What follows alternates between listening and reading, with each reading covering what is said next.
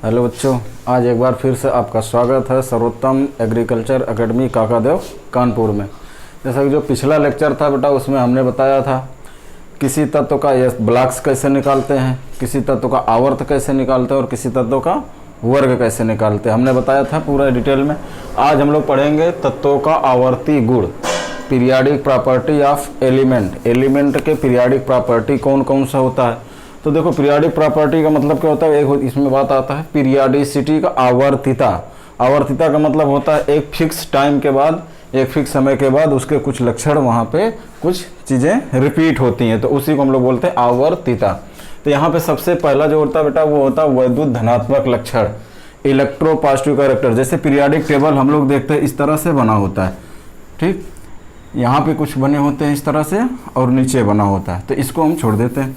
ये होता है एस ब्लॉक एलिमेंट, और इधर होता है पी ब्लॉक और बीच में होता है डी ब्लॉक। तो जब हम इधर से चलेंगे तो ये होगा लेफ्ट, ये होगा राइट, मतलब बाएं से दाएं जाने पर। तो इस तरह से जब हम चलेंगे, ये बाएं से दाएं, तो इस तरह से हम चलेंगे तो बाएं से दाएं बोलेंगे। अब जब हम ऊपर से नीचे, यहाँ से जब इस तरह से नीचे आएंगे तो हम लोग बोलेंगे ऊपर से नीचे आने पर, मतलब टॉप टू बॉटम। नीचे की चीज़ें क्या होती है, बॉटम होगी, टॉप टू बॉटम। अब ऊपर से नीचे आने पर क्या क्या बढ़ता है, क्या क्या घटता है, बाएं से दाएं जाने पर आवर्त में क्या क्या घटता है, इसको हम वर्ग बोलते हैं। जो क्षैतिज कॉलम था उसको हम लोग क्या बोलते थे, आवर्त, और जो ऊर्ध्वाधर खड़े कॉलम थे, ऊर्ध्वाधर वर्टिकल कॉलम्स थे, उसको हम लोग क्या बोलते थे बेटा, इसको हम लोग बोलते हैं, जो ऐसे ऐसे खड़े खड़े कॉलम्स बने थे, इसको हम लोग क्या बोलते हैं, वर्ग बोलते हैं या समूह बोलते हैं। तो यहाँ पे जो हमको पढ़ना बेटा यही कि आवर्त में बाएं से दाएं जाने पर कौन कौन से लक्षण, कौन कौन से गुण घटते हैं या बढ़ते हैं, वर्ग में कौन कौन से गुण घटते हैं या बढ़ते हैं। तो देखो बेटा, यहाँ पे हम चार्ट बना दे रहे। यहाँ पे आवर्त में बाएं से दाएं जाने पर, आवर्त में बाएं से दाएं जाने पर, आवर्त में बाएं से दाएं जाने पर क्या क्या बढ़ेगा, क्या क्या घटता है। तो देखो, ये जो ऊपर हमने 6 लिखे हैं, इलेक्ट्रो पॉजिटिव कैरेक्टर मतलब वैद्युत धनात्मक लक्षण, परमाणु त्रिज्या, अपचायक गुण, धात्विक लक्षण, हाइड्रोक्साइड, हाइड्राइड और ऑक्साइड का जो क्षारीय लक्षण होगा, कार्बोनेट, नाइट्रेट, सल्फेट का जो तापीय अस्थायित्व होगा। तापीय अस्थायित्व का मतलब क्या होता है, थर्मल स्टेबल, यहाँ लिखा है थर्मल स्टेबिलिटी, थर्मल वर्ड कहीं पर भी आ जाता है। तापीय का मतलब होता है ताप, मतलब ऐसा कंपाउंड जो ताप देने पर भी टूटे ना, स्टेबल ज़्यादा रहे, उसको बोलेंगे थर्मली ज़्यादा स्टेबल है। तो ये सब ऊपर आवर्त में बाएं से दाएं जाने पर, आवर्त में बाएं से दाएं जाने पर ये ऊपर जितना लिखा, ये बेटा क्या होता है, इन सब घटता है, इनका जो ऑर्डर होता है ये घटता है। तो ये कैसे घटता है, कैसे बढ़ता है, अभी हम एक पीरियड, 2 पीरियड लेकर के दिखा देंगे।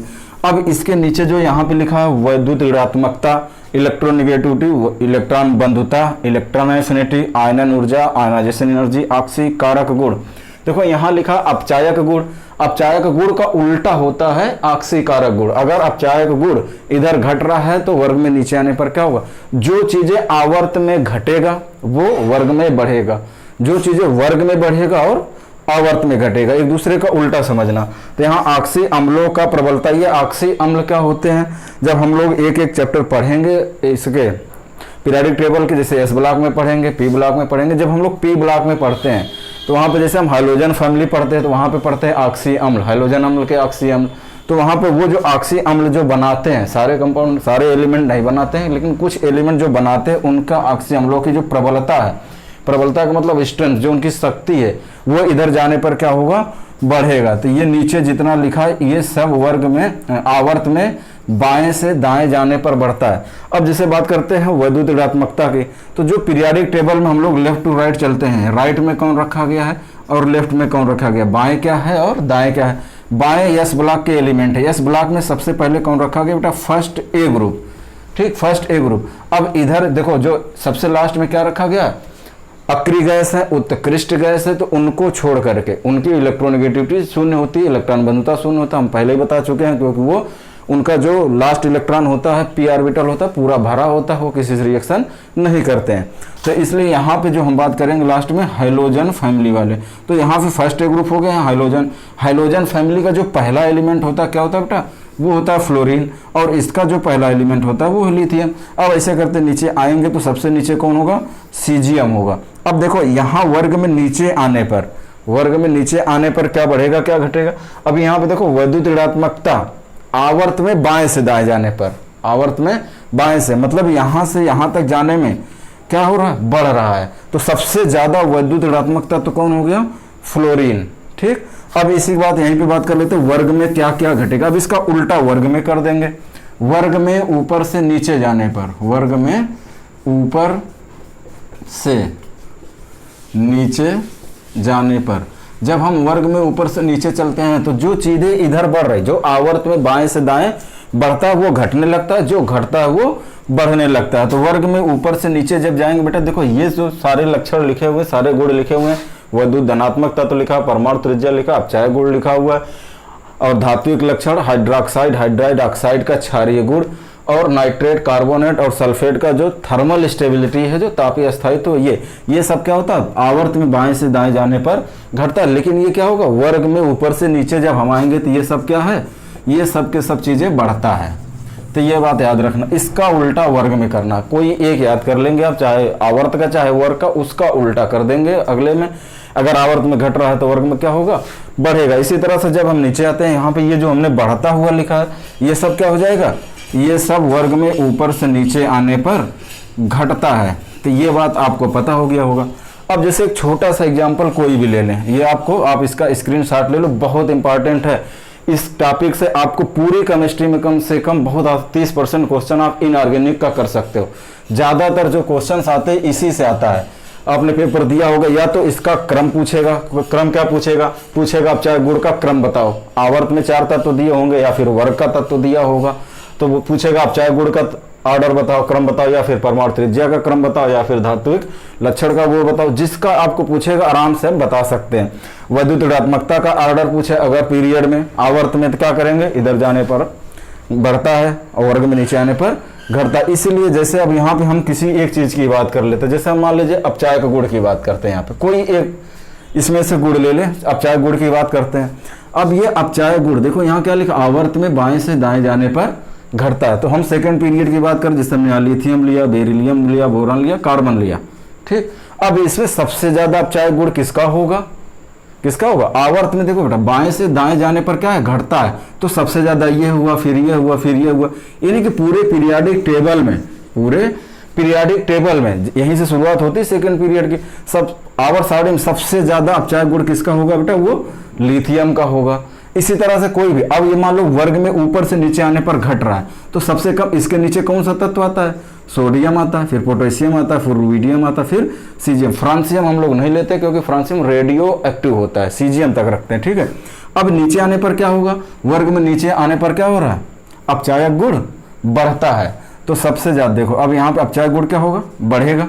ठीक, अब यहाँ पे देखो ये लिथियम और सीजियम, अगर ये ऑर्डर दिया हो तो यहाँ पे सीजियम सबसे ज्यादा हो गया। अगर आवर्त में पूछे तो लिथियम सबसे ज्यादा है, अगर वर्ग में पूछे तो कौन सबसे ज्यादा है, सीजियम। अब इस पूरे ऑर्डर को देखो, अब पूरे ऑर्डर में, अब यहां से लेकर के यहां तक ऐसे पूरे आवर्त में चले जाएंगे हम लोग उधर, तो सबसे ज्यादा अपचायक गुण किसका हुआ, सीजियम का। अगर पूरे आवर्त सारणी की बात करें, ये तो हमने बताया केवल सेकेंड ग्रुप का, सेकेंड आवर्त का बताया था।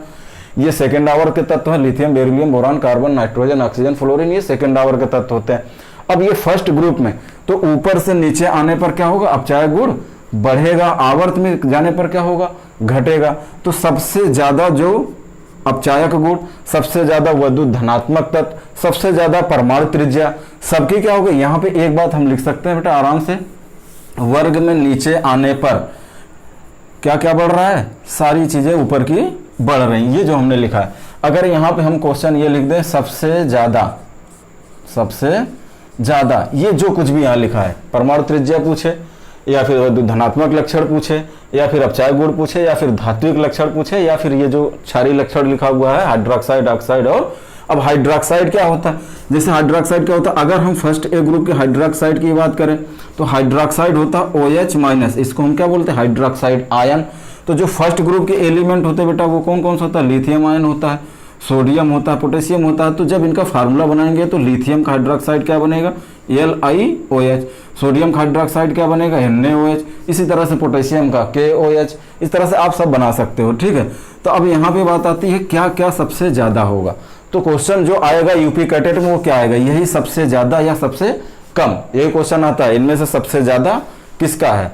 अब देखो सबसे ज्यादा क्या हो सकता है, वैद्युत धनात्मक लक्षण। सबसे ज्यादा वैद्युत धनात्मक लक्षण क्या होगा, वर्ग में नीचे आने पर बढ़ता है और आवर्त में बाएं से दाएं जाने पर सबसे ज्यादा। ये जो कुछ भी पूछेगा ऊपर जितना ये लिखा सबसे ज्यादा किसका होगा, सीजीएम का। चाहे वो वैद्युत धनात्मक लक्षण पूछे, चाहे वो परमाणु त्रिज्या पूछे, चाहे वो अपचायक गुण पूछे, चाहे वो धात्विक लक्षण पूछे, ये सारे जो ऊपर लिखे हुए सबसे ज्यादा किसका होगा, सीजीएम का। ये बात आप याद रखना, बहुत इंपॉर्टेंट क्वेश्चन है।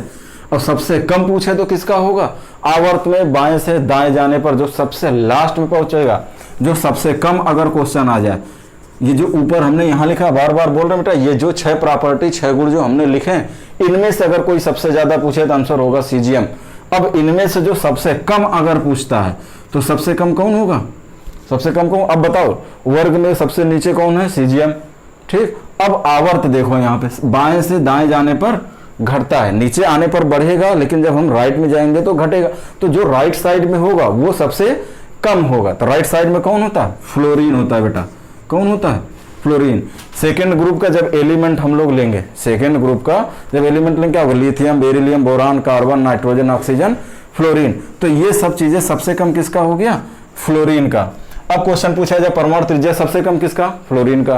परमाणु त्रिज्या सबसे ज्यादा किसका, सीजीएम का। हाँ, जब आपको इससे क्रम पूछेगा तो आप क्रम बता देना, बाएं से दाएं जाने पर क्या होगा, घटेगा, वर्ग में ऊपर से नीचे जाने पर बढ़ता है। अब ये सब चीजें देखो, वैद्युत ऋणात्मकता, इलेक्ट्रॉन बंधुता, आयनन ऊर्जा, ऑक्सीकरण, ये जो गुण यहाँ पे लिखा हुआ, परमाणु त्रिज्या क्या होता है बेटा, एक एक टॉपिक हम करके जो इसमें से इंपॉर्टेंट है वो आपको एक एक बताएंगे। जो सबसे ज्यादा इंपॉर्टेंट है वो है परमाणु त्रिज्या। कभी इन सब चीज की डेफिनेशन साहब से नहीं पूछी जाएगी, केवल जो मैं यहाँ बता रहा हूँ यही क्वेश्चन है।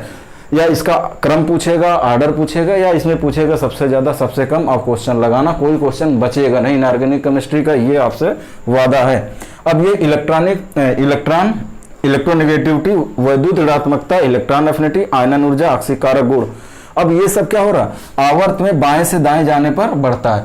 आवर्त में देखो सबसे लास्ट में कौन होता है, फ्लोरीन। यानी कि सबसे ज्यादा अगर इसमें कोई चीज पूछे, जो इसमें सबसे कम वो इसमें सबसे ज्यादा, अगर इसमें कोई चीज पूछे सबसे ज्यादा क्या होगा बताओ। अगर हम क्वेश्चन पूछे सबसे ज्यादा वैद्युत ऋणात्मकता किसकी होगी, सबसे लास्ट में कौन है, फ्लोरीन। हाँ, एक अपवाद है, वो कौन है बेटा, इलेक्ट्रॉन एफिनिटी, इलेक्ट्रॉन बंधुता। इसमें जो सबसे ज्यादा होता है वो होता है क्लोरीन का। याद रखना क्यों ज्यादा होता है, क्योंकि क्लोरीन का साइज बहुत बड़ा होता है। ऊपर से नीचे आने पर परमाणु आकार, जैसे ये हमने यहाँ परमाणु त्रिज्या लिखा है, यहीं पे बोल सकते हैं ऊपर से नीचे आने पर परमाणु आकार बढ़ता है।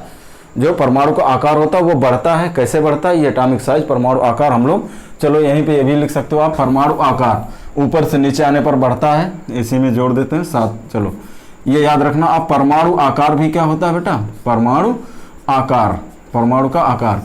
ये परमाणु आकार भी आवर्त में बाएं से दाएं जाने पर घटता है, वर्ग में ऊपर से नीचे आने पर बढ़ता है। अब देखो ये क्लोरीन, ये अपवाद है, इसको याद रखना। अगर क्वेश्चन पूछा जाए पूरे आवर्त सारणी में सबसे ज्यादा इलेक्ट्रॉन बंधुता, इलेक्ट्रॉन बंधुता किसकी होती है, क्लोरीन की। क्वेश्चन पूछा जाए पूरे आवर्त सारणी में सबसे ज्यादा वैद्युत ऋणात्मकता किसकी होती है बेटा, वो फ्लोरीन को होती है। ये हमने अपवाद यहाँ पे लिख दिया है, ये याद रखना। इलेक्ट्रॉन बंधुता क्वेश्चन पूछा जाए तो क्लोरीन की सबसे ज्यादा होती है, बाकी इसमें कोई भी अपवाद नहीं है। ये आयनन ऊर्जा का अपवाद है, बीच में है, लेकिन सबसे ज्यादा फिर भी किसका होगा, फ्लोरीन का। लेकिन आयनन ऊर्जा जो होता है बेटा, इसमें याद रखना सबसे ज्यादा, अगर उसमें आपको अक्रिय गैस तत्व कहीं पर दिया हो, अक्रिय गैस, ये अक्रिय गैस तत्व का सबसे ज्यादा क्यों होता है ये अभी आपको बता रहे हैं। अक्रिय गैस का सबसे ज्यादा, अक्रिय गैस का सबसे ज्यादा, ये आयनन ऊर्जा की बात है बेटा, केवल अक्रिय गैस का सबसे ज्यादा क्यों ज्यादा होता है। देखो लास्ट में इसमें कितने इलेक्ट्रॉन होते हैं, 6 इलेक्ट्रॉन होते हैं, p ऑर्बिटल पूरा भरा होता है। अब ये आयनन ऊर्जा इसके बाद की टॉपिक है, वो हम डिस्कस करेंगे, तब वहां आपको बताएंगे। अगर क्वेश्चन ये पूछा जाए अक्रिय गैस की आयनन ऊर्जा पूरे आवर्त सारणी में सबसे ज्यादा क्यों होती है, तो ऑप्शन होता है बेटा वहां पे उनके जो लास्ट सबसेल होता है, जो अंतिम उपकोष होता है, पूरा भरा होता है, पूरा का पूरा भरा होता है। ये इसका एक्सेप्शन हो गया। वैसे और बाकी कुछ पूछे, ऑक्सीकारक गुण सबसे ज्यादा फ्लोरीन का होगा। ऑक्सी अम्लों की प्रबलता, जो ऑक्सी अम्ल, जैसे हमने मान लिया HF, HCl, तो उसमें सबसे ज्यादा किसका होगा, ऑक्सी अम्ल का, केवल अम्ल नहीं, ऑक्सी अम्ल, तो फ्लोरीन का ज्यादा होगा। तो सबसे ज्यादा क्वेश्चन इसमें जो आता है बेटा आपका, ये आता है इलेक्ट्रॉन बंधुता का और इलेक्ट्रोनेगेटिविटी का और आयनन ऊर्जा का। ये तीनों आपको बहुत अच्छे से आना चाहिए। तो सबसे ज्यादा वैद्युत ऋणात्मक तत्व कौन है? फ्लोरीन। सबसे ज्यादा इलेक्ट्रॉन बंधुता किसका? ये अपवाद है, इसको याद रखना, क्लोरीन का। आयनन ऊर्जा सबसे ज्यादा किसका होता है? अक्रिय गैस का। पूरे आवर्त सारणी में सबसे ज्यादा जिसका होता है वो होता है हीलियम का, पूरे आवर्त सारणी में। ये जो आयनन ऊर्जा है, यहां पर हम लिख दे रहे पूरे आवर्त सारणी की बात बता रहे हैं। पूरे आवर्त सारणी में हीलियम की, जो हीलियम है वर्ग में ऊपर से नीचे आने पर क्या होता है बेटा? आयनन ऊर्जा घटता है, लेकिन बाएं से दाएं जाने पर बढ़ता है। तो पूरे आवर्त सारणी में हीलियम की आयोनाइजेशन एनर्जी यानी कि आयनन ऊर्जा सबसे ज्यादा होता है। तो ये बात आप याद रखना, सबसे ज्यादा होता है। तो आयनन ऊर्जा का अपवाद हमने क्या बताया था? अक्रिय गैस कहीं पर भी हो, बिना सोचे समझे उसको ऑप्शन में टिक कर देना। अब ये अक्रिय गैस कौन कौन से होते हैं बेटा? हीलियम होता है, नियान होता argon, helium, नियान, argon, krypton, xenon, radon. तो अक्रिय गैस का पूरे आवर्त सारणी में सबसे ज्यादा। अगर अक्रिय गैस में पूछे तो उसमें सबसे ज्यादा किसका? हीलियम का। ये बात आप याद रखना। ये जितने भी प्रॉपर्टी लिखे, इस टॉपिक से एक क्वेश्चन कहीं ना कहीं हर एग्जाम में हर साल पूछा जाता है, चाहे वो परमाणु त्रिज्या का पूछे, चाहे किसी ना किसी एक लक्षण का जरूर आएगा। या तो इसका क्रम पूछेगा या पूछेगा कौन सबसे ज्यादा कौन सबसे कम। तो ऊपर जितने भी हमने लिखा है, सबसे ज्यादा किसका? सीजियम का। सबसे कम किसका? फ्लोरीन का। अब नीचे अपवाद हैं, अपवाद जो मिलेगा वो आपको आयनन ऊर्जा मिलेगा और इलेक्ट्रॉन बंधुता पूरे आवर्त सारणी में सबसे ज्यादा होती है क्लोरीन की। वैद्युत ऋणात्मकता सबसे ज्यादा किसकी होती है? फ्लोरीन की होती है। लेकिन ये जो आयनन ऊर्जा बेटा पूरे आवर्त सारणी में सबसे ज्यादा होता है अक्रिय गैस का। उस अक्रिय गैस में भी सबसे ज्यादा किसका? हीलियम का होता है। ये बात है, याद रखना है आप। ठीक है बेटा, तो इतना हो गया आपका ये प्रॉपर्टीज। ठीक, अब इसके बाद हम लोग बात करते हैं आयनन ऊर्जा क्या होता है।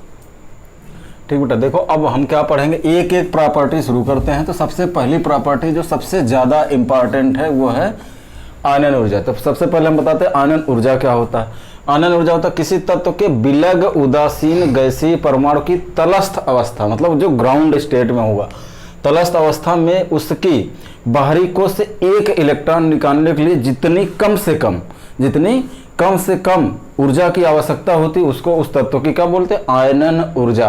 तो यहाँ लिखा हुआ बेटा ये विलग उदासीन गैसीय परमाणु। ये बात आप याद रखना, विलग उदासीन गैसीय परमाणु का मतलब क्या है? जो परमाणु हो वो अकेला हो। विलग का मतलब क्या होता है? विलग का मतलब होता है अकेला।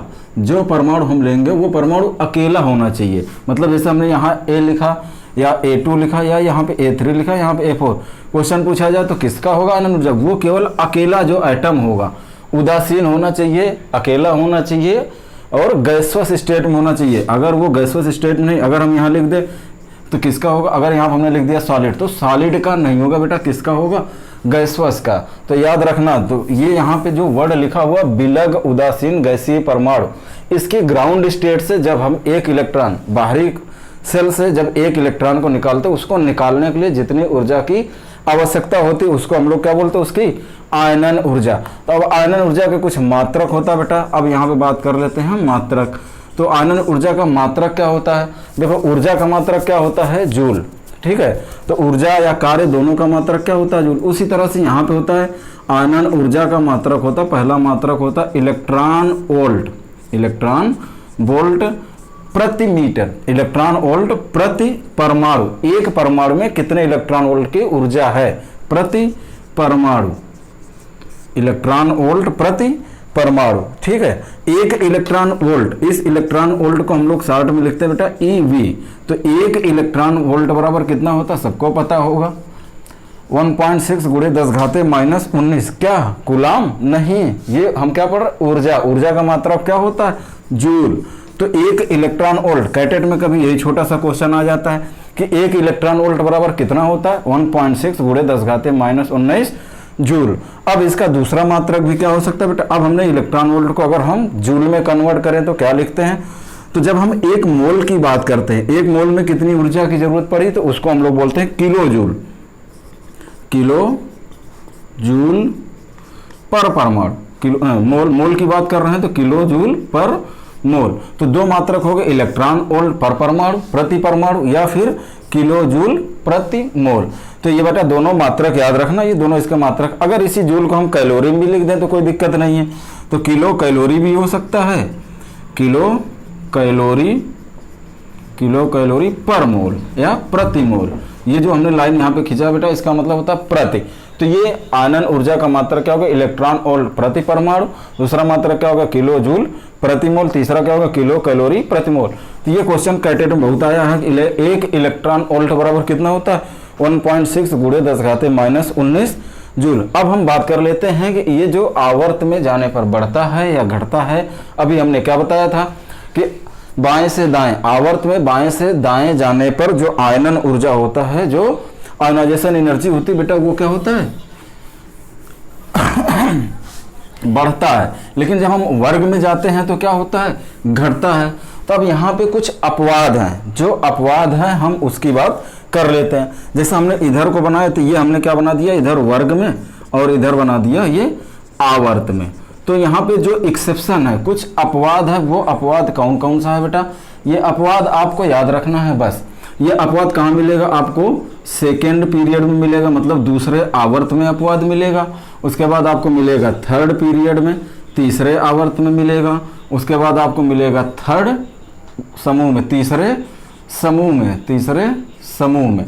तो ये जो अपवाद है ये कहाँ, इसके बाद आपको मिलता है फोर्थ समूह में। फोर्थ समूह में एक अपवाद है, वो आपको अपवाद सारे हम यहीं पे एक साथ बता देंगे।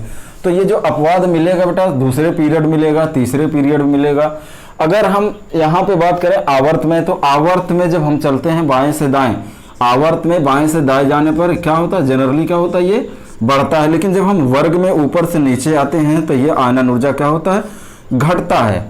तो अब यहाँ पे कुछ आपको अपवाद मिलेगा, कौन कौन सा, सेकंड पीरियड मिलेगा और थर्ड पीरियड में। तो हम पहले पीरियड की बात कर लेते हैं, या फिर अब जैसे यहाँ पे क्या लिखा, किसी तत्व के विलग उदासीन गैसीय परमाणु के ग्राउंड स्टेट से एक इलेक्ट्रॉन निकालने में जितनी ऊर्जा की जरूरत पड़ती है उसी को हम लोग क्या बोलते हैं, आयनन ऊर्जा।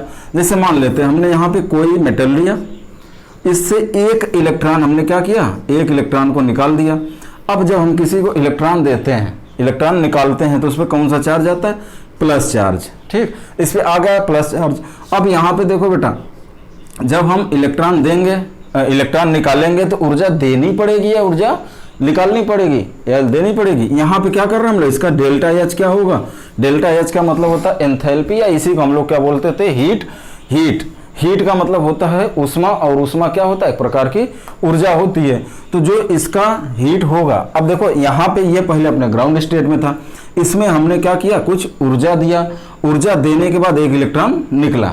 तो जब हम ऊर्जा दे रहे हैं, नहीं कि ये एटम क्या कर रहा है, ये एटम क्या कर रहा है, ऊर्जा को अवशोषित कर रहा है, यानी कि एनर्जी एब्जॉर्ब हो रहा है। आप हाई स्कूल में पढ़े होंगे, जब ऊर्जा एब्जॉर्ब होती है, जब ऊर्जा का अवशोषण होता है, तो हम लोग उस प्रक्रिया को बोलते हैं ऊष्माशोषी एंडोथर्मिक प्रोसेस। ठीक, जब एनर्जी एब्जॉर्ब होती है तो हम लोग बोलते हैं एंडोथर्मिक प्रोसेस। जब एनर्जी रिलीज होती है, ऊर्जा निकलती है, तब उसको हम लोग क्या बोलते हैं, एक्सोथर्मिक प्रोसेस या ऊष्माक्षेपी प्रोसेस। तो यहाँ पे ये क्या होगा, जब एक इलेक्ट्रॉन निकलेगा तो ये प्रोसेस क्या होगा बेटा, ऊष्माशोषी। ये बात आप याद रखना कि आयनन ऊर्जा ऊष्माक्षेपी प्रक्रिया होता है या ऊष्माशोषी। तो आयनन ऊर्जा कौन सी प्रक्रिया है, ऊष्माशोषी प्रक्रिया होता है, इसको आप याद रखना। क्यों, क्योंकि जब इलेक्ट्रॉन हम देते हैं, ऊर्जा हम देते हैं इलेक्ट्रॉन निकालने के लिए, जो ऊर्जा हम दे रहे हैं वो ऊर्जा ये एब्जॉर्ब करता है, तब जाकर के एक इलेक्ट्रॉन निकलता है। तो जो इलेक्ट्रॉन निकल रहा है उसमें क्या हो रहा है, ऊर्जा का एब्जॉर्प्शन हो रहा है, ऊर्जा अवशोषित हो रही है। इस प्रोसेस को क्या बोलेंगे बेटा, ऊष्माशोषी प्रक्रिया। यानी कि ये हमेशा क्या होगा, आयनन ऊर्जा हमेशा ऊष्माशोषी प्रक्रिया होता है। ये क्वेश्चन कभी आ जाता है, कैटेगरी में छोटा क्वेश्चन आएगा, पूछा जाएगा आयनन ऊर्जा कौन सी प्रक्रिया है, ऊष्माशोषी, ऊष्माक्षेपी या दोनों। तो बेटा याद रखना ऊष्माशोषी। तो जब कहीं पे ऊर्जा निकलती है तो उसको हम लोग क्या बोलते हैं, ऊष्माक्षेपी। अब बात कर लेते हैं इसमें, इसको आयनन ऊर्जा को कौन कौन प्रभावित करते हैं। कुछ फैक्टर होते हैं, कुछ फैक्टर्स होते हैं जो आयनन ऊर्जा को प्रभावित करते हैं। वो फैक्टर पढ़ने के बाद हम आपको अपवाद वाले सारे क्वेश्चंस बताते हैं। तो factor affecting the ionization energy, factor affecting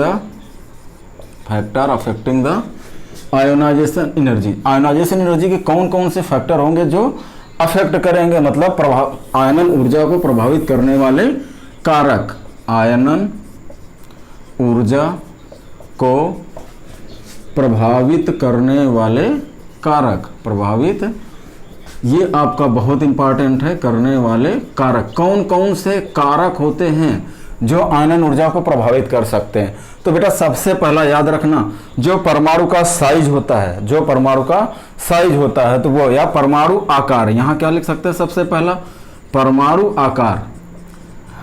परमाणु आकार तो ये कैसे प्रभावित करता है? तो जो ये आयनाइजेशन एनर्जी, जो आयनन ऊर्जा, इसको शॉर्ट में हम लिख दे रहे हैं आयनाइजेशन एनर्जी।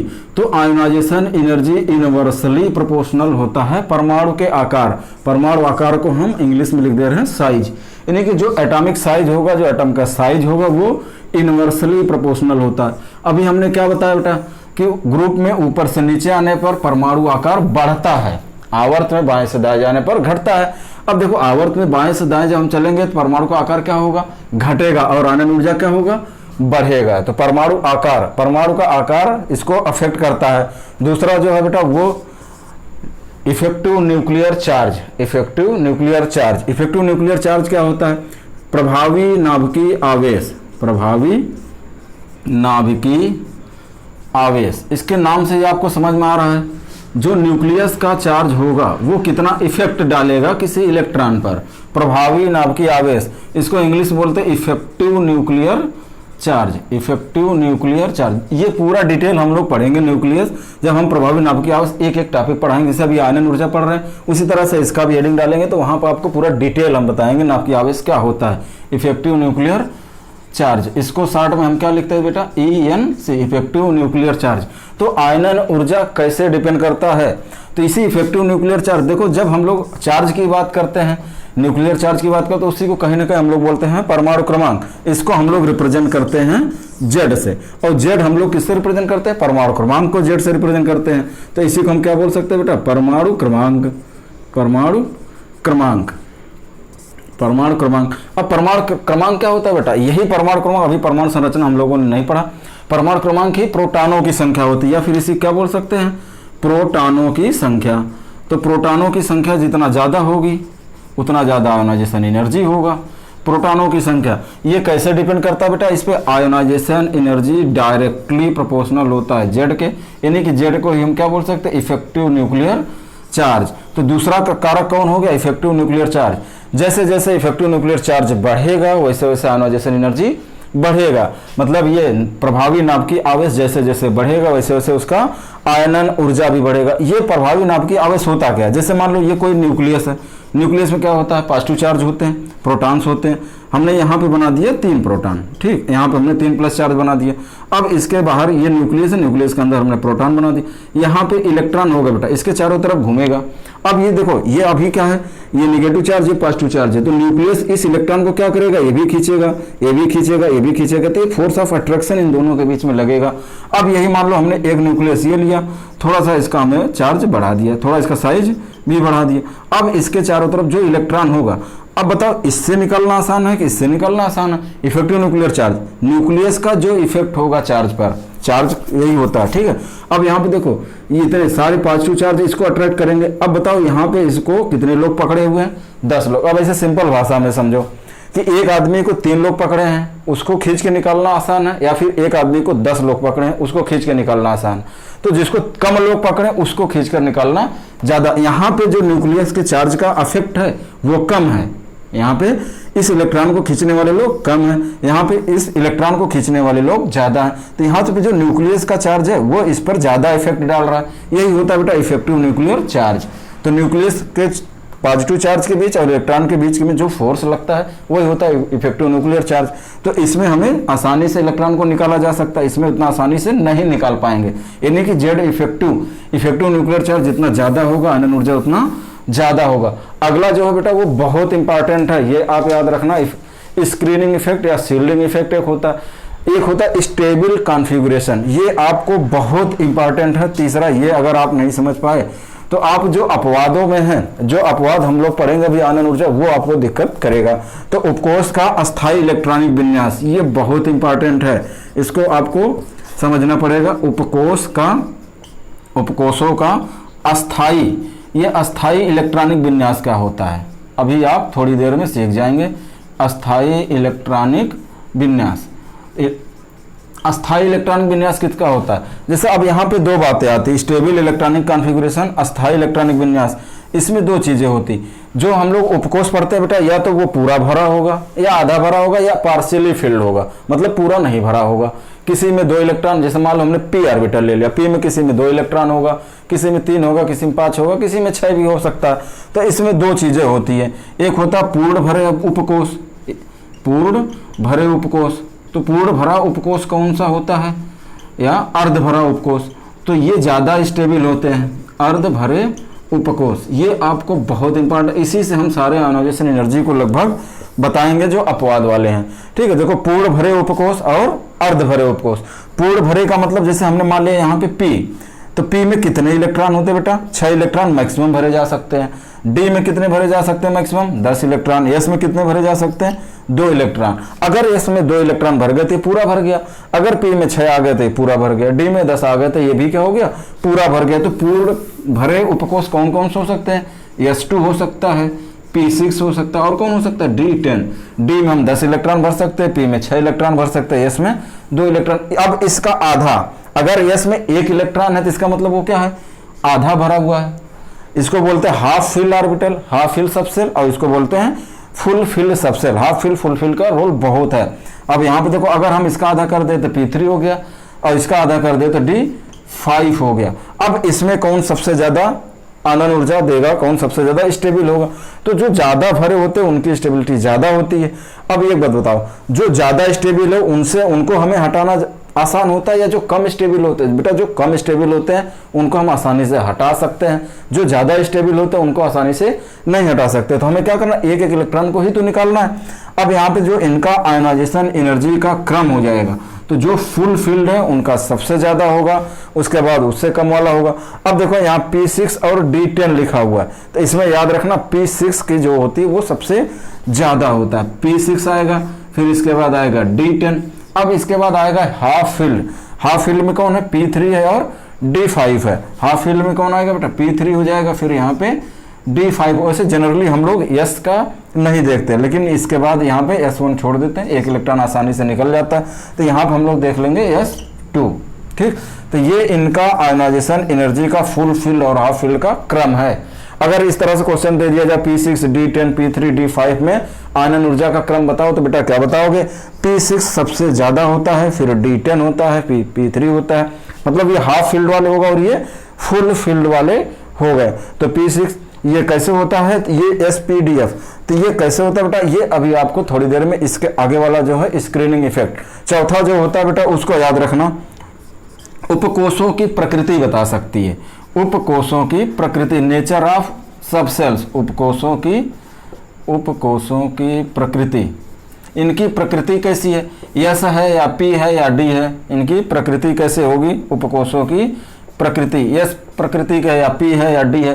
तो इस उपकोषों की प्रकृति में यस सब सेल सबसे ज्यादा होता है, फिर पी आता है, फिर डी आता है, फिर एफ आता है। ये क्यों बनते हैं बेटा? जो न्यूक्लियस होता है, जो न्यूक्लियस होता है, जैसे ये मान लीजिए न्यूक्लियस है, तो न्यूक्लियस के सबसे पास में एस होता है, उससे दूर पी होता है, फिर उसके बाद डी होता है, फिर उसके बाद एफ होता है। तो जो न्यूक्लियस के पास है वो सबसे ज्यादा उसके अट्रैक्शन लगाएगा।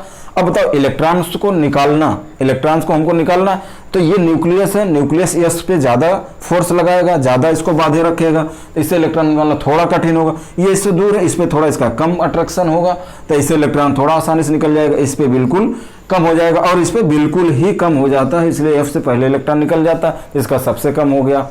इसके बाद इससे निकलना, इसको यहाँ से अगर एस ऑर्बिटल से, अगर एस सब सेल से हमसे पूछा जाए इलेक्ट्रॉन निकालना आसान है या कठिन? इलेक्ट्रॉन निकालना आसान नहीं है, बहुत कठिन है। इसका कारण क्या है? इसके बीच में न्यूक्लियस और एस के बीच में बहुत पास में है, बहुत ज्यादा अट्रैक्शन फोर्स लगेगा। अब यहाँ पे जब अट्रैक्शन फोर्स ज्यादा लग रहा है तो हमें यहाँ पे क्या करना पड़ेगा? ऊर्जा ज्यादा देनी पड़ेगी, ज्यादा एनर्जी देनी पड़ेगी, तब यहाँ पे हमने थोड़ी ऊर्जा दी, आसानी से इलेक्ट्रॉन निकल गया, तो इसकी आयोनाइजेशन एनर्जी सबसे कम हो गई और इसकी आयोनाइजेशन एनर्जी सबसे ज्यादा हो गई। तो ये 4 फैक्टर्स हैं। इसके बाद बेटा एक 5वां होता है जिसका नाम होता है स्क्रीनिंग इफेक्ट। स्क्रीनिंग इफेक्ट क्या होता है इसको देखते हैं। 5वां होता है स्क्रीनिंग इफेक्ट, जिसको हिंदी में बोलते हैं आवरणीय या परिरक्षण प्रभाव। आवरणीय या परिरक्षण प्रभाव। ये परिरक्षण, इसको इंग्लिश में बोलते हैं बेटा शील्डिंग इफेक्ट या स्क्रीनिंग इफेक्ट। शील्डिंग इफेक्ट या स्क्रीनिंग इफेक्ट। ये परिरक्षण प्रभाव क्या होता है, जैसे कि अब यही देख लो, ये न्यूक्लियस है, ये न्यूक्लियस है, न्यूक्लियस के पहले सबसे पास में कौन है, यस है, तो यस पे इसका इफेक्ट ज्यादा होगा, ये एक स्क्रीन की तरह काम करेगा, स्क्रीनिंग इसका ज्यादा रहेगा। स्क्रीन का मतलब जैसे हम लोग क्या करते हैं, जो हमारे सबसे पास में होता है उस पर हमारा स्क्रीनिंग ज्यादा होता है, उस पर हम ज्यादा ध्यान दे पाते हैं, जो दूर होगा उस पर कम दे पाएंगे, उसके बाद जो कम होगा ज्यादा होगा उसको दे पाएंगे। तो इस तरह से ऐसे हम लोग न्यूक्लियस से दूर जैसे जैसे जाते हैं हमारे स्क्रीनिंग कम होती जाती है। जैसे कोई भी टीचर होता है पढ़ाता है, जो आगे बच्चा होता है उस पर उसका कंसंट्रेशन, उसका ध्यान ज्यादा होता है, उसके पीछे वाले पे थोड़ा। अब मान लो ये स्क्रीनिंग थोड़ा सा हम समझाते हैं, ये यहाँ पे हटा दे रहे हैं थोड़ा सा। स्क्रीनिंग क्या होता है इसका मतलब समझो, जैसे ये न्यूक्लियस है, अब इस न्यूक्लियस के चारों तरफ एक इलेक्ट्रॉन यहाँ पर है, ठीक है, के सेल, यहाँ पे के सेल होगा, इसके बाद यहाँ पे एल होगा, फिर इसके बाद एम होगा। अब बताओ ये न्यूक्लियस है, इस न्यूक्लियस का इस पे अट्रैक्शन ज्यादा होगा। अगर मान लेते ये ना होता, अगर ये ना होता तब किस पे होता, इस पे होता, ये भी ना होता तो डायरेक्ट किस पे होता। अभी लेकिन बीच में कुछ इलेक्ट्रॉन्स हैं, यहाँ पे इलेक्ट्रॉन, यहाँ पे इलेक्ट्रॉन, ये सारे इलेक्ट्रॉन्स इसमें घूम रहे होते हैं। अब मान लो यहाँ से एक इलेक्ट्रॉन हम निकालेंगे, ये जो न्यूक्लियस है इस इलेक्ट्रॉन को तो खींचेगा, लेकिन इसके पहले और भी तो लोग हैं यहाँ पे, ये लोग क्या करेंगे, उसको रिपेल करने की कोशिश करेंगे। जो ये इलेक्ट्रॉन है, ये इलेक्ट्रॉन इस पर रिपल्सन फोर्स लगाएगा, ये इलेक्ट्रॉन जो है ये भी इसको रिपेल, ये इलेक्ट्रॉन इसको पास नहीं आने देंगे। ये जो इलेक्ट्रॉन से इलेक्ट्रॉन इलेक्ट्रॉन के बीच में रिपल्सन फोर्स लगता है, लेकिन जो न्यूक्लियस है वो आपको इस इलेक्ट्रॉन को बांधे रखता है।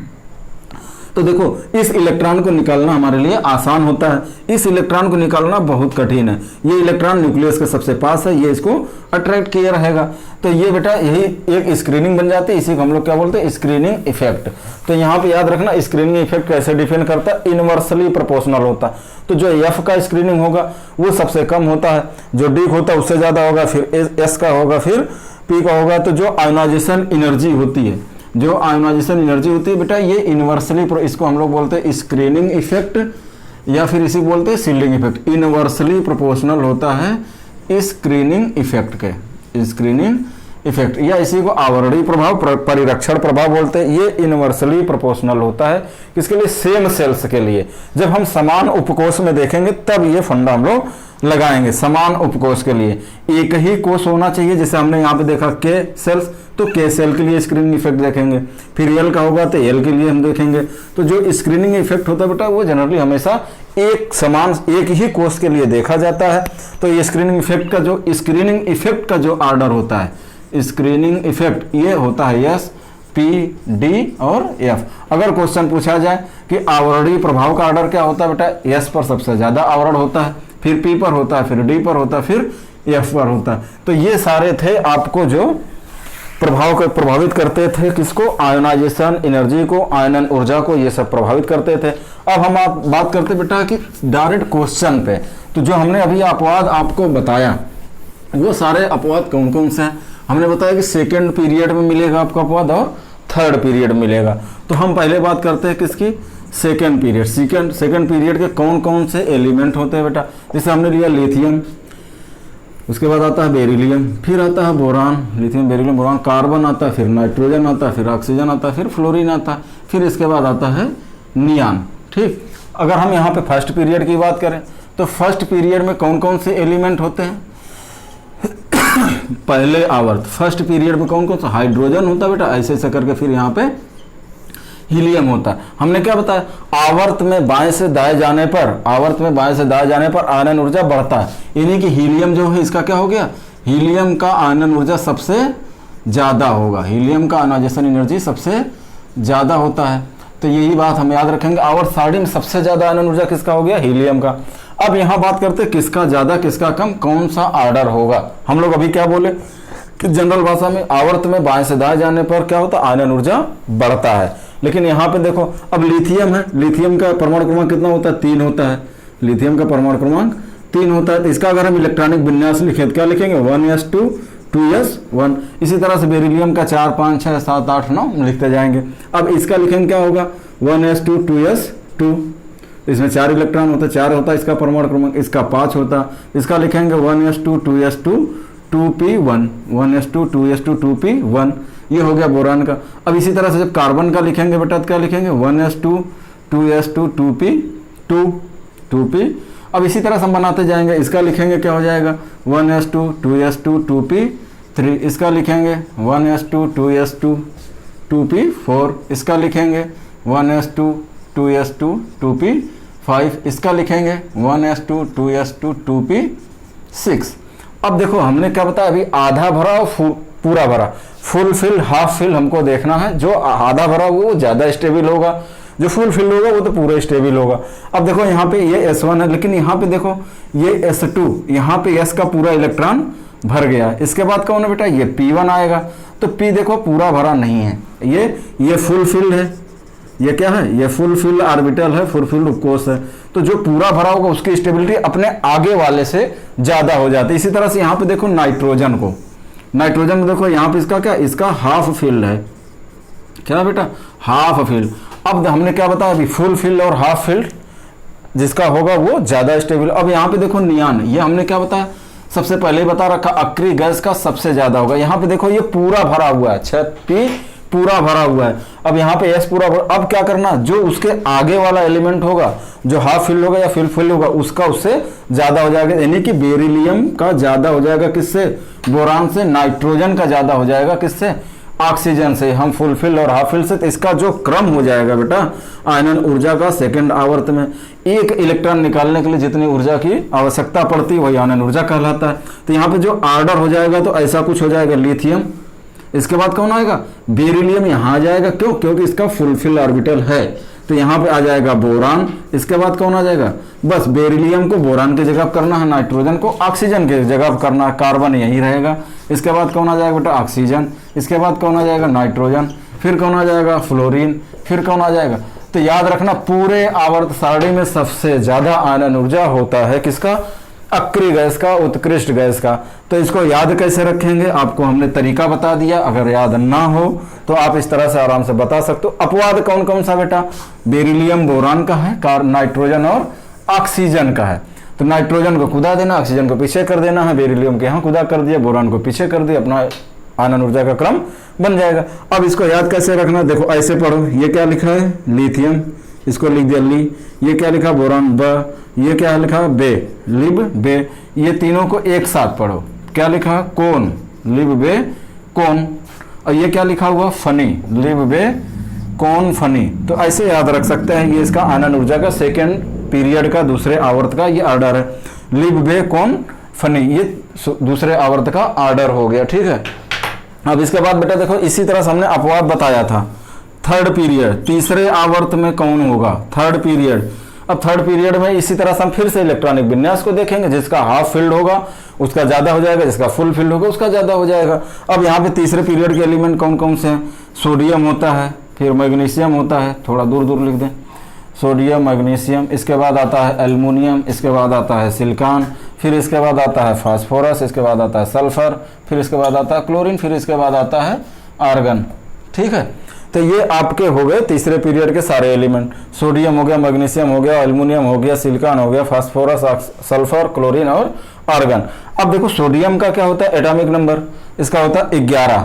ठीक, क्या होता है बेटा, 11 होता है। इसी तरह से जब हम इसका लिखते जाएंगे, ये एस ब्लॉक का है तो शार्ट में लिख रहे हैं, ज़्यादा उसकी दिक्कत नहीं, आपको हम बता चुके कैसे लिखते हैं। अगर इसका लिखे तो यहाँ पे क्या लिखेंगे, 2s1, क्या लिखते हैं इसका, सोडियम का आएगा बेटा 2s1, इसका आएगा 2s2, इसका आएगा P। अब यहाँ से हमने P ब्लॉक एलिमेंट शुरू हो जाते हैं, क्या शुरू हो जाते हैं यहाँ से, P block 3p 4p 5p 6p 7p और इस तरह से हम लोग PP शुरू कर देते हैं। तो ठीक है, तो यहाँ पे क्या आएगा, लास्ट में S1 आएगा, इसमें क्या आएगा, S2 आएगा। ठीक, और जब एल्युमिनियम में आएंगे तो बेटा यहाँ पे क्या हो जाएगा, अब ये तीसरे आवर्त के पढ़ रहे थे, यहाँ पे क्या आ जाएगा 3p1, यहाँ 3s2 आएगा, यहाँ 3s1 आएगा, तो 3s1 हो गया, 3s2 हो गया, अब यहाँ पे 3p1 होगा। इसी तरह जब यहाँ पे देखेंगे 3p2 आएगा, जब यहाँ पे देखेंगे बेटा 3p3 आ जाएगा। अब इसके बाद जब यहाँ पे देखेंगे 3p4 आ जाएगा, यहाँ पे 3p5 आ जाएगा और यहाँ पे 3p6 आ जाएगा। जब इसका इलेक्ट्रॉनिक विन्यास पूरा लिखेंगे इस तरह से आएगा। अब देखो इसमें हाफ फिल फुल फिल कौन है, यहाँ पे देखो यस पूरा भरा हुआ है, तो मैग्नीशियम में क्या हो गया, फुल फिल हो गया। इसी तरह जब हम फास्फोरस में आएंगे तो यहाँ पे क्या हो गया, इसका हाफ फिल हो गया। आर्गन का तो फुल फिल है, ये पूरे आवर्त सारणी में जो भी नोबेल गैसेस हैं, जो अक्रिय गैस, उनका सबसे ज्यादा हो जाएगा। अब बिल्कुल इसी तरह जैसे बेरिलियम को हमने बोरान की जगह कर दिया था, नाइट्रोजन का ऑक्सीजन, अब ये क्या, ये फुल फील्ड है, तो ये क्या करेगा, एल्युमिनियम से ज्यादा इसका हो जाएगा। अब ये हाफ फील्ड है, ये क्या करेगा, सल्फर से इसका ज्यादा हो जाएगा। तो इसका जब हम ऑर्डर बनाएंगे तो बेटा क्रम क्या हो जाएगा इसका, ये आपको क्रम याद रखना है, इसका क्रम क्या हो जाएगा। तो इस तरह से हम अपवाद वाले आपको सारे बता दिए। सोडियम का सबसे कम, इसके बाद कौन आएगा, मैग्नीशियम नहीं, क्या आ जाएगा, एल्युमिनियम। एल्युमिनियम के बाद क्या आएगा, मैग्नीशियम। फिर इसके बाद क्या आएगा बेटा, सिलिकॉन आएगा। फिर इसके बाद अब देखो यहाँ पे फास्फोरस हाफ फील्ड है, ये हाफ फील्ड है और ये फुल फील्ड है, इसलिए इसका ज़्यादा हो जाता है एल्युमिनियम से। ये हाफ फील्ड है इसलिए इसका ज़्यादा हो जाता है सल्फर से। तो अब सिलिकॉन के बाद कौन आ जाएगा बेटा, यहाँ पे फास्फोरस यहाँ आ जाएगा, सल्फर यहाँ आ जाएगा। सल्फर का कम हो जाएगा, फास्फोरस का ज़्यादा हो जाएगा। उसके बाद कौन आया, क्लोरीन आया। उसके बाद कौन आया, आर्गन। तो ये आपको ऑर्डर याद हो जाए तो अच्छी बात है, ना याद हो तो आप इस तरह से इलेक्ट्रॉनिक विन्यास से बता सकते हैं। अगर रीजन पूछा जाए कि बेरिलियम का आयनन ऊर्जा बोरान से ज़्यादा होता है क्यों, तो उसका आंसर क्या होगा, बेरिलियम में फुल फील्ड उपकोष होता है और बोरान में हाफ फील्ड मतलब फुल नहीं होता, इसलिए इसका, तो वहाँ पे ऑप्शन जो होगा बेरिलियम फुल फील्ड होता है, इसलिए इसका आयनन ऊर्जा ज़्यादा होता है। इसी तरह से नाइट्रोजन ऑक्सीजन बात की जाए तो नाइट्रोजन का क्या होता है बेटा, हाफ फील्ड होता है, इसलिए ऑक्सीजन से ज़्यादा होता है। मैग्नीशियम एल्युमिनियम पूछा जाए तो मैग्नीशियम का फुल फील्ड होता है, इसलिए एल्युमिनियम से ज़्यादा होता है। फास्फोरस सल्फर का पूछा जाए तो फास्फोरस का हाफ फील्ड होता है सल्फर का, इसलिए फास्फोरस का आयनन ऊर्जा ज़्यादा होता है। ये आपको हमने बता दिया सेकेंड पीरियड और थर्ड पीरियड की बात। इसके बाद बेटा देखो जो ग्रुप्स हैं, ग्रुप में केवल दो ग्रुप हैं, जैसे थर्ड ग्रुप और फोर्थ ग्रुप। थर्ड ए जिसमें boron, aluminium, gallium, indium, thallium ये जो आते हैं, इसमें कुछ ऑर्डर उल्टा सीधा है, पहले घटता है फिर बढ़ता है, फिर घटता है फिर बढ़ता है। तो ये आपको अपवाद वाले हम बता रहे हैं। अब देखो तीसरा अपवाद कौन सा बेटा, थर्ड ए ग्रुप का, जो थर्ड ए समूह के एलिमेंट है उसमें देखो इसका जो होता है बोरान होता है, फिर एल्युमिनियम होता है, फिर गैलियम होता है, फिर इंडियम होता है, इसके बाद फिर आता है बेटा थैलियम। इसको याद करने का तरीका क्या बताया था, बैगन आलू गाजर इन थाली, कैसे भी याद कर सकते हो। तो इसमें क्या होता है बेटा, याद रखना पहले घटता है फिर बढ़ता है, फिर घटता है फिर बढ़ता है। तो अब इसमें ऑर्डर कैसे बनाते हैं, इसका कारण क्या है, फिर से वही आपका देख सकते हो यहाँ पे इनर्ट पेयर इफेक्ट बहुत जबरदस्त काम करता है। ये अक्रिय युग्म प्रभाव क्या होता है आगे हम लोग पढ़ेंगे, इसको सिर्फ आपको याद रखना। याद कैसे रखना ये आपको हम बता रहे हैं। इसका इलेक्ट्रॉनिक विन्यास भी लिख के देख सकते हो आप। तो याद कैसे रखना, देखो बोरान यहाँ पे सबसे ज्यादा है, इसके बाद देखो ये क्या हो गया, कम है, फिर इसके बाद यहाँ पे गैलियम भी। अब इसके बाद कौन आ गया, टीएल। तो बोरान सबसे ज्यादा, फिर कौन, टीएल। इसके बाद कौन आ जाएगा बेटा, गैलियम, इससे थोड़ा कम, तो फिर आ गया एल्युमिनियम, फिर आया इंडियम। ये आपको ऑर्डर याद रखना, ये एक्सेप्शन है, बहुत इंपॉर्टेंट है। तो क्वेश्चन पूछा जाता है कि थर्ड ए समूह में सबसे ज्यादा आयनन ऊर्जा किसका होता है, तो बेटा किसका होता है, होता बोरान का ही है। सबसे कम किसका हो गया, वो होता है इंडियम का। तो ये आपको याद रखना, ये आपको अपवाद है, ये अपवादें आपको याद रखने पड़ेंगे, ठीक है। तो इसको आप याद रखेंगे कैसे, देखो यहाँ पर हमने क्या लिखा, ये लिखा है बी, ये लिखा है यहाँ पहला अक्षर उठाओ टी, अब यहाँ लिखा है GAI, BT गई। तो आपको आयनन ऊर्जा कैसे याद रखना, BT गई, BT गई। ये आपका हो गया थर्ड समूह का। अब हमने बताया था फोर्थ ए, जो चौथा ग्रुप होता है समूह, फोर्थ ए वर्ग में, फोर्थ ए समूह में, फोर्थ ए ग्रुप में कैसे होता है। इसका जो एलिमेंट होता है कौन होता है बेटा, कार्बन होता है, सिलिकॉन होता है, जर्मेनियम होता है, टिन होता है और लेड होता है। तो ये सारे एलिमेंट हैं। यहाँ पर भी देखो इनर्ट पेयर इफेक्ट लगता है इसमें, SN और लेड में।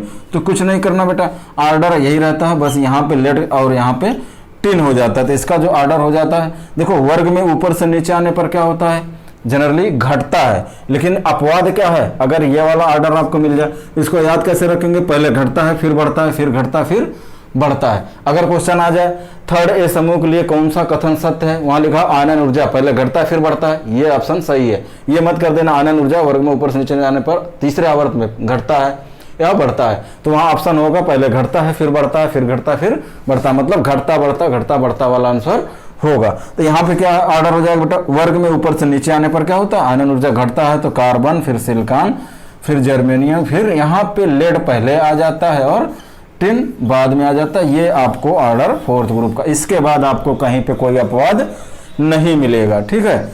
इसके बाद आपको कोई अपवाद नहीं मिलेगा, ये सारे अपवाद आपको हमने बता दिए।